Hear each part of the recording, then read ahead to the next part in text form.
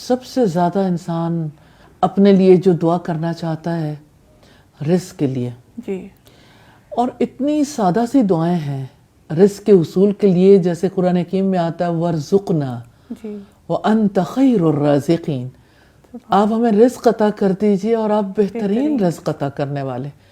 تو یہ وَارْزُقْنَا جو ہے نا بذات خود یہ بہت بڑی دعا ہے۔ جی، اسی طرح سے آپ دیکھیے کہ اولاد کے لیے لوگ بہت زیادہ پریشان رہتے ہیں، اولاد کی اصلاح کے لیے، ماں باپ کے نافرمان ہو گئے، بات سننے کے لیے تیار نہیں، ماں باپ کی عزت نہیں کرتے، ماں باپ کے ساتھ برا سلوک کرتے ہیں اور سیدھے راستے پر نہیں ہیں، تو کیا کریں؟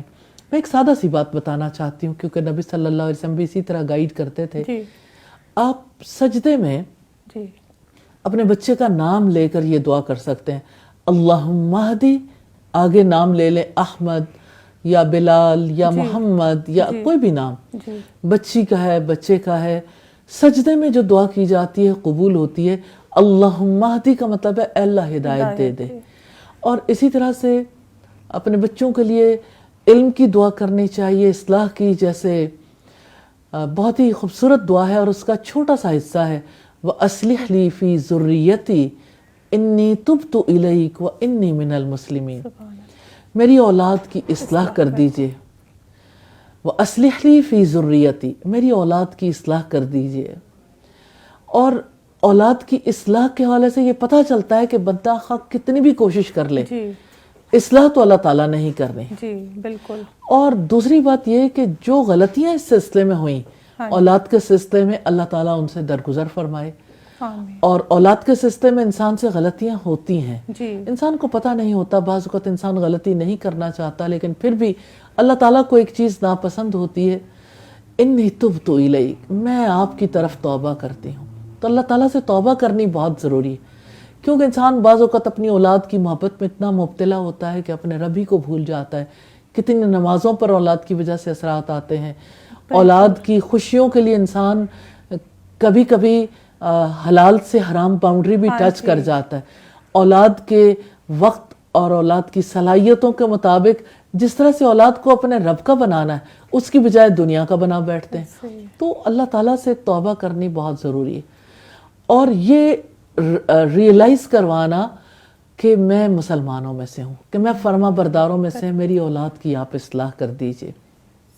اسی طرح اولاد کے لیے جو دعائیں کرنی ہیں، اس میں اولاد کے لیے اللہ تعالیٰ سے علم ضرور مانگنا چاہیے، دین کی سمجھ ضرور مانگنی چاہیے، اولاد کی دنیا اور آخرت کی بھلائی کے لیے دعا کرنی چاہیے، ان کے بہترین رزق کے لیے، اولاد کی اولادوں کے لیے دعا کرنی چاہیے۔ اللہ تعالیٰ توفیق دے ہمیں کہ ہم اپنی اولادوں کے لیے اتنے مخلص ہو جائیں کہ ان کے لیے اپنے رب سے دعائیں مانگیں اور سجدوں میں دعائیں مانگ سکیں۔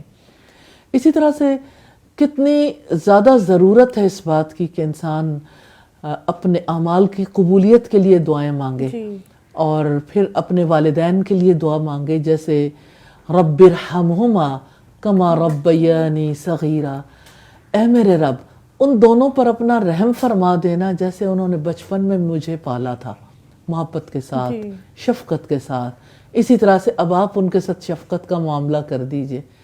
اور اسی طرح جیسے دعا جو حضرت سلیمان علیہ السلام نے کی تھی، ربی اوزعنی، اے میرے رب مجھے قابو میں رکھ، مجھے توفیق دے، ان اشکر نعمتک التی انعمت علیہ، کہ میں تیری ان نعمتوں پر تیرا شکر ادا کروں جو تو نے مجھ پر انعام کی ہیں، وعلی والدیہ، اور جو میرے والدین پر انعام کی ہیں، وان اعمل صالحا ترضاہ، اور یہ کہ میں ایسا نیک عمل کروں جو آپ کو پسند آ جائے۔ تو دعا تو مومن کا ہتھیار ہے، سہارا ہے، دعا ہی تو عبادت ہے۔ الدعاء هو العبادہ، رسول اللہ نے یہی فرمایا تھا، دعا ہی تو عبادت ہے۔ تو دعا بہت بڑی عبادت ہے، دعا بہت بڑا ہتھیار ہے، دعا ہی سے بندے کو توفیق ملتی ہے۔ اللہ تعالی ہمیں دعاؤں بھری زندگی نصیب کر دے۔